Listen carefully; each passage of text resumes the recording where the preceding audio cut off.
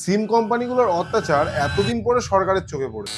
এতদিন পর্যন্ত ভোডাফোন, জিও, এয়ারটেলের মতন টেলিকম কোম্পানিগুলো 28 দিনের প্যাক প্রোভাইড করত, কিন্তু এবারে সরকার কোম্পানিগুলোকে 30 দিনের রিচার্জ প্ল্যান প্রমোট করার কথা বলে। কিন্তু এখানে একটা খটকা আছে, সমস্তটা বলছি তার আগে ভিডিওটা শেয়ার করে দাও, কারণ সকলের সত্যি খবরটা জানা উচিত। আর পারলে স্টোরিতেও শেয়ার করে দিও। প্রথম কথা, এটা নিয়ে অনেক দিন ধরেই সমালোচনা চলছিল, সরকার এটা স্বীকারও করেছে, কিন্তু সরকার থেকে কোম্পানিগুলোতে কোনো রকম অর্ডার দেওয়া হয়নি, শুধুমাত্র রিকোয়েস্ট করেছে। কিন্তু সেই রিকোয়েস্টের জন্য সেই কোম্পানিগুলো যে কতটা কাজ করবে বা 30 দিনের প্ল্যান বার করবে সেটা নিয়ে সন্দেহ আছে। আর সেই প্ল্যানের দাম কি হবে সে নিয়ে কোনো কিছু বলা যাচ্ছে না। আর একটা জিনিস নিয়েও সমালোচনা হচ্ছে, এই যে ফোনের রিচার্জ প্যাক শেষ হয়ে গেলেই আমাদের দরকারি কলটা পিক আপ করা যাচ্ছে না বা ব্যাংকের থেকে টাকা তোলা যাচ্ছে না, এই সমস্ত জিনিসগুলোকে যদি সরকার একটু নজর দেয় আর টেলিকম কোম্পানিগুলোকে যদি অর্ডার দেয়, আমার মনে হয় সেটা বেটার হবে। কারণ আমরা কিন্তু একটা সিমের পেছনে কম খরচা করি।